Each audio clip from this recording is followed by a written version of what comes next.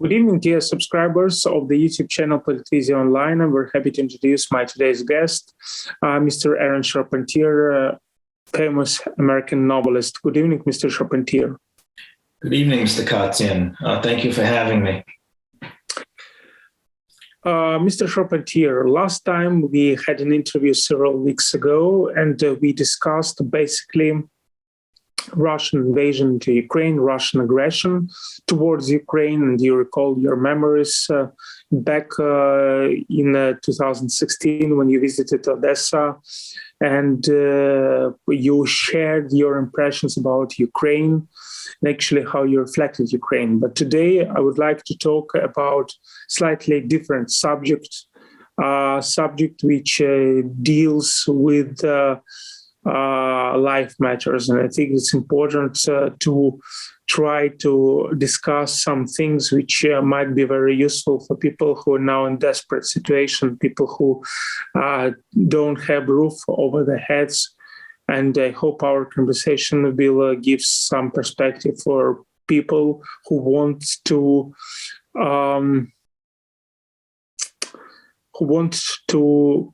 understand this life better. Mr. Шарпантьер,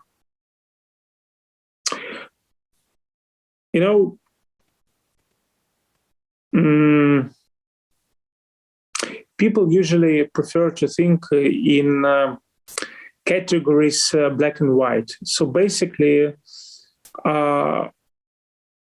sometimes there are many disarguments in societies and even in let's say personal relationships, because people look on the same matter from different perspectives. They look and they consider the same problem through their own particular lens, white and black perspective.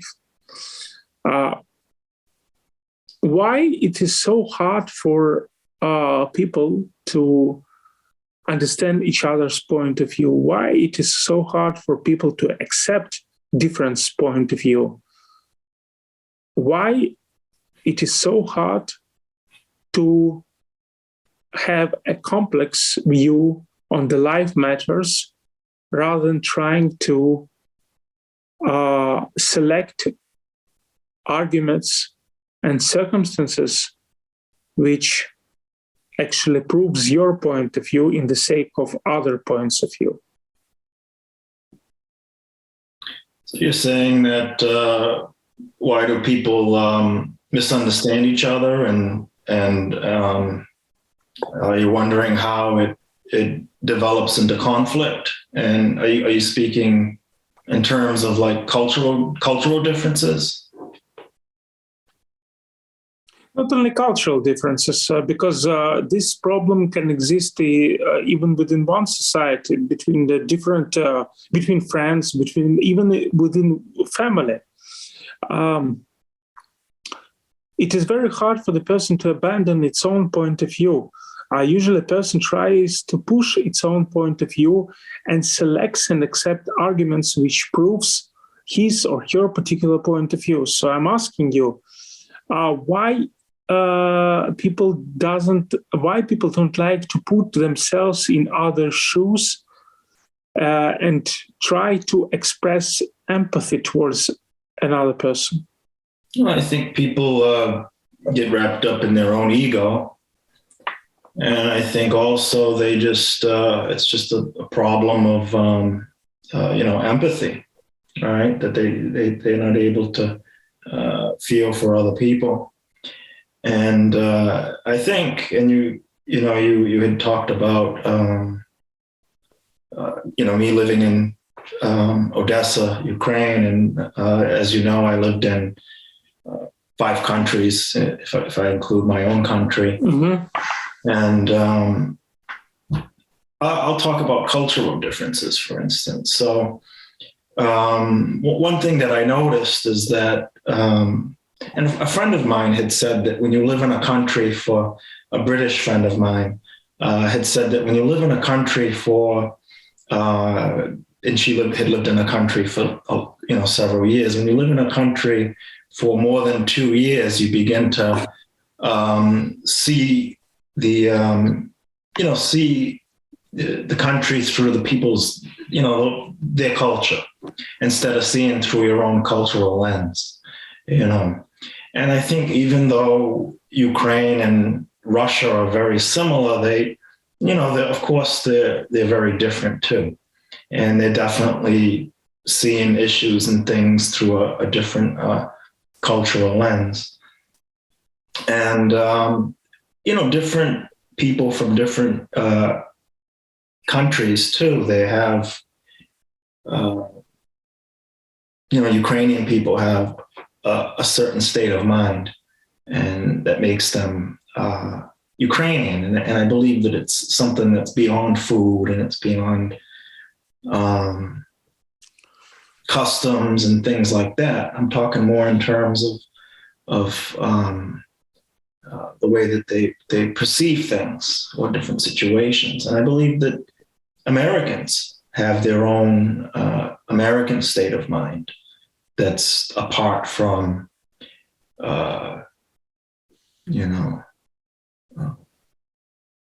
even just politics and different points of views. Yeah, but Mr. Charpentier, I hope you will agree with me that even in the United States, there are different points of view, and including conflicting points of view among the society on different matters.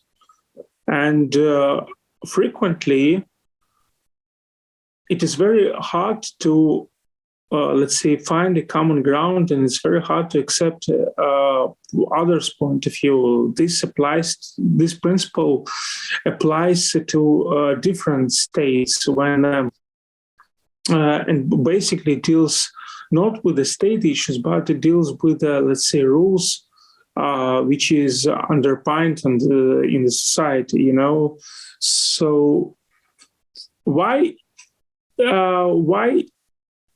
the matter is like this? Why it is very hard for the person to accept other points of view?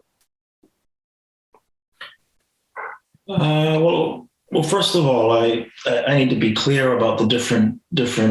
What I was talking about with countries. It's different. It's a different kind of misunderstanding. Mm-hmm. It's a different kind of conflict than a cultural conflict. But you have different. If you speak if you speak about culture in the broad sense, you could say that you even have different cultures within America, right? And so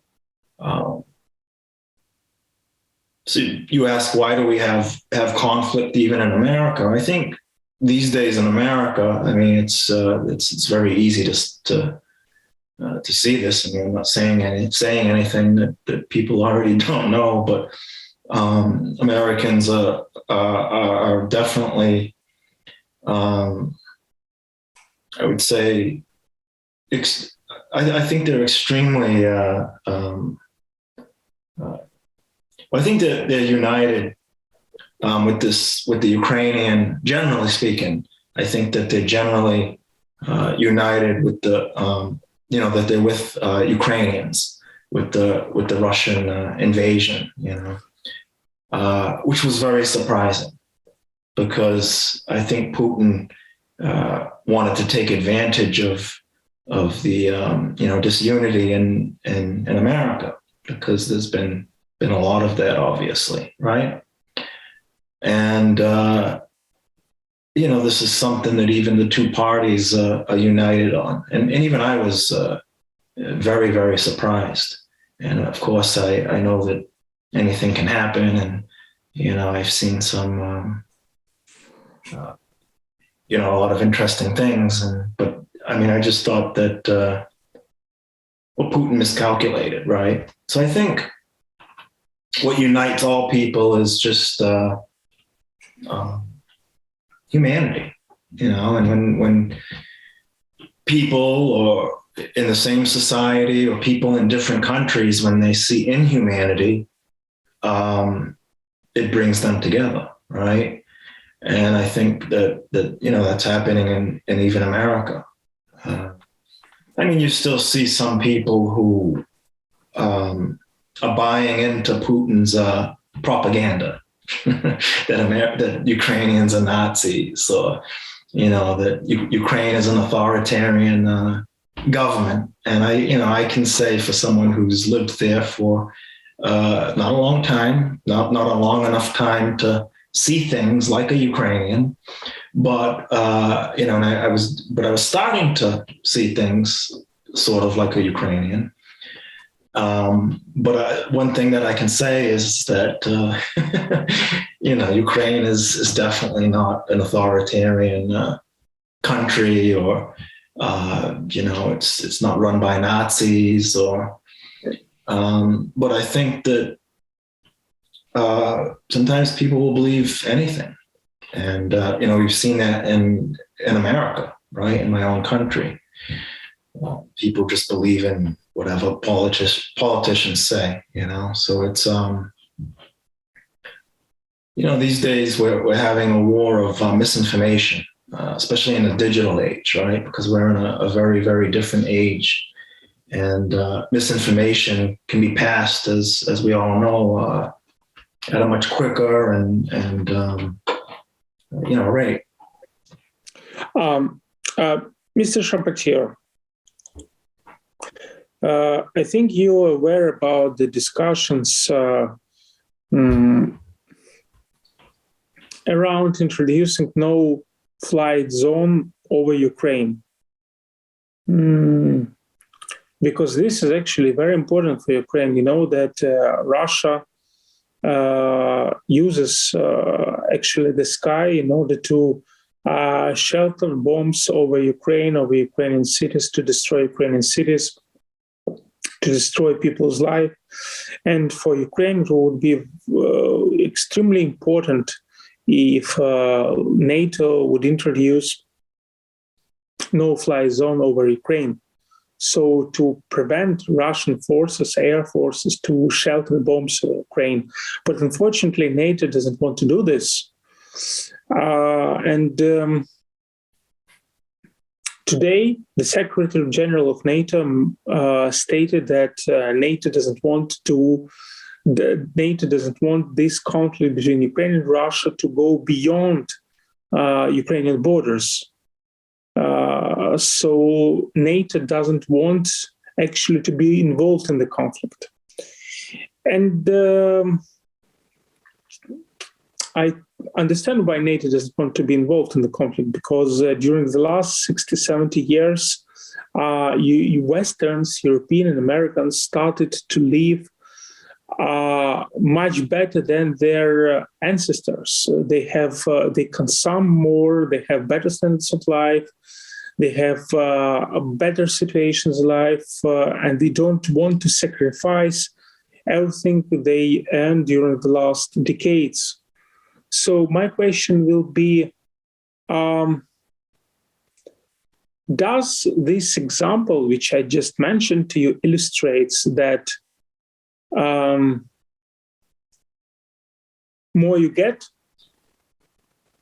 and more you have, less courage you become?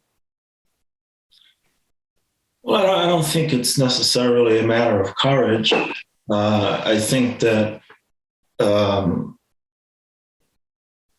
I think that NATO doesn't. Okay, sorry. I'm sorry, Mr. Šarpantьер. Let me put in another way. More you have, less committed to your values, to the values you are. Because if Western Europe, United States, they stand for the freedom, they stand for the human rights, and they accept that Ukrainians are part of European culture, and Ukraine proved that Ukraine is a part of, let's say, Europe, not only geographically, but culturally, mentally. We fight for European values. And if Europeans and Americans doesn't want personally to fight for these freedoms, then I have only one justification for this, that more you possess, more you have, you're less committed to fight personally to protect the values which maybe before you were ready to protect? Well, I think there's some truth in that, but also I think that, Russia has 400 nuclear warheads, and I think that the West is very concerned with, Putin. He's really irrational, and there's really no telling what he'll do. So I think that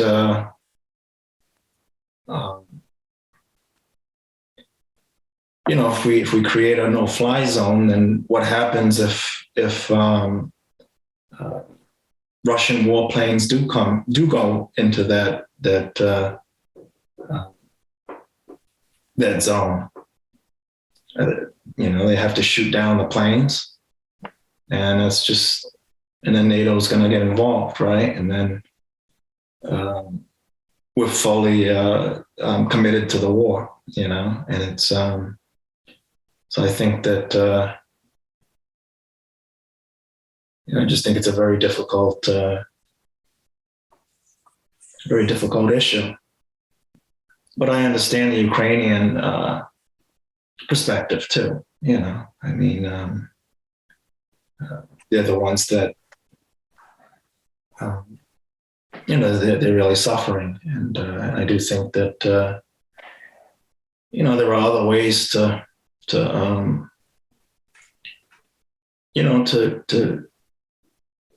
assist the Ukrainian people. Mr. Charpentier, then let me please put my question again in a different way. And this will be more philosophical question, I guess. If a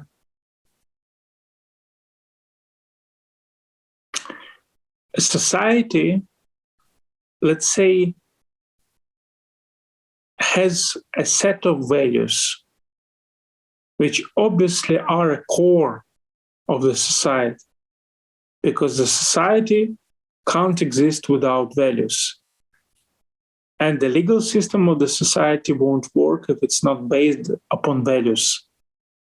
And vice versa, the type of values, quality of values define the type of legal and political system in the society. So, in your opinion, to which extent society has to be ready to sacrifice for its values? Are values still important as they used to be? Or it's simply words which are irrelevant for today's life?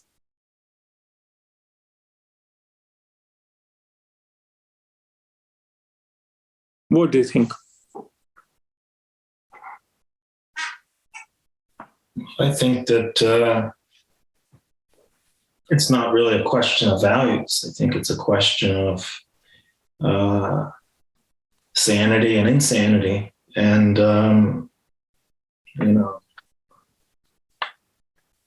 do we really want to start a World War III or a nuclear war? And we just don't know what Putin's capable of. And if we start shooting down Russian planes because they're in a no-fly zone, then that's going to set a very dangerous precedent.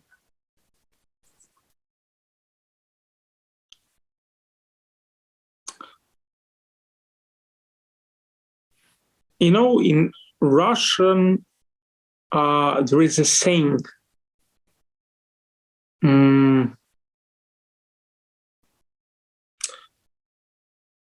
the scared person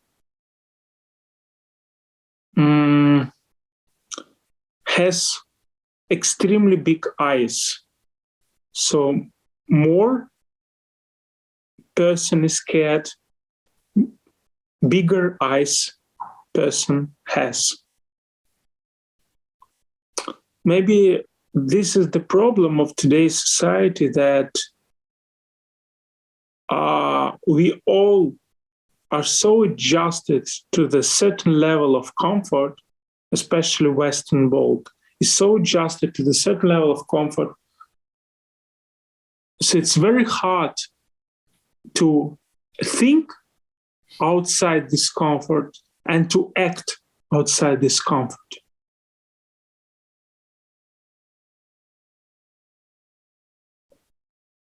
What do you think? Well, I mean, you're basically going back to what you were talking about before, and again, I just don't think it's about comfort. I don't think it's about courage. I don't think it's about values. I think that I'm trying to approach you from different perspectives. No, I understand that, but I just we're just not. We can never know what Putin's capable of, and I think nobody thought that he would go to war with Ukraine, right? The way that he did. So am I right? Where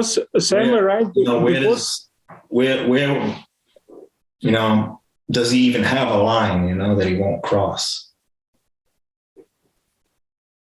Okay, so am I right then, if I understand your words correctly, the Western world, because they're afraid of Putin, they are ready to lay on the bed and put the pillow over their heads because they're so scared of Putin?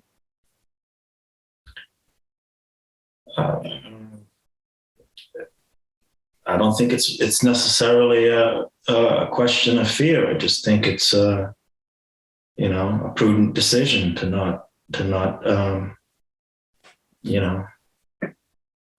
escalate Putin any more than he's already. I just think that and I just don't think that a no-fly zone is the answer right now. Anyway, at this point, I think that if as things change in the war, then that might be a possibility, and I'm sure that the experts will determine, if there should be a no-fly zone at that point. Mr. Shorpentier, the last question I would like to ask you. 20 years ago, when Iron Curtain fell, Francis Fukuyama, the prominent US professor, he published an article which later was transmitted to the book under the title The End of History, where he stipulated that after the fall of pro-Soviet regimes in Eastern Europe and after the collapse of Soviet Union, we can suggest that democracy has won everywhere, and actually the end of history became because democracy won against totalitarian systems, So the end of history because actually the democracy survived and actually received the victory, But now we see that after 30 years, still there are many, let's say, authoritarian regimes across Europe, across the world. Some European states even are criticized, member states of the European Union are criticized because of the violation of human rights, etc. So, what do you think?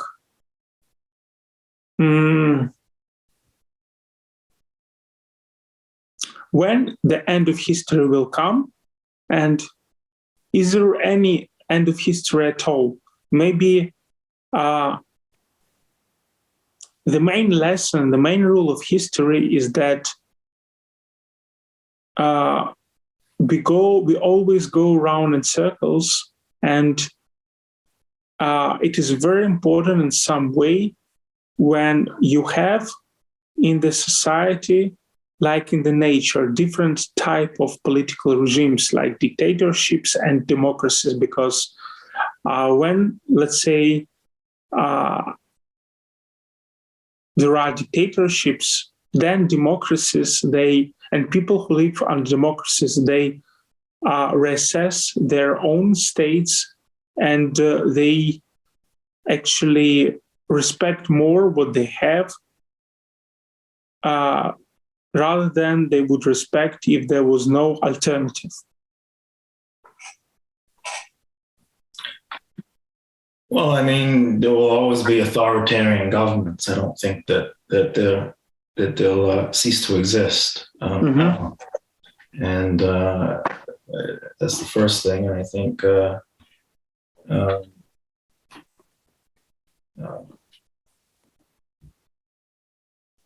you know, and every government, you know, what is an authoritarian government though, right? I mean, a lot of countries have their own pace of life. I understand. Political system, raising of life, and some people look at China's government as an authoritarian government. Okay, I understand what you mean. Yeah, and I don't think it's an authoritarian government. Maybe relatively compared to America, if you want, you know, how you can't always compare countries side by side, because you know, every country has its own history. Every country has its own state of mind, you know, a way of looking at things, their own collective state of mind. And you know, yeah, basically every country is different. Now I think Putin's system is an authoritarian political system, political government. But I think as long as you have personalities like Putin, as long as you have narcissistic personalities, you know, authoritarian governments will always spring up. Mr. Шарпантьер, thank you very much for this interview. As always, it is very nice to have you on the show. And I'm sure that in the future we will meet many times, and I hope for the fruitful discussion. Thank you very much. Thank you very much, dear subscribers of the YouTube channel, Politics Online, for joining us today. Thank you very much. Thank you, sir. Thank you again for having me.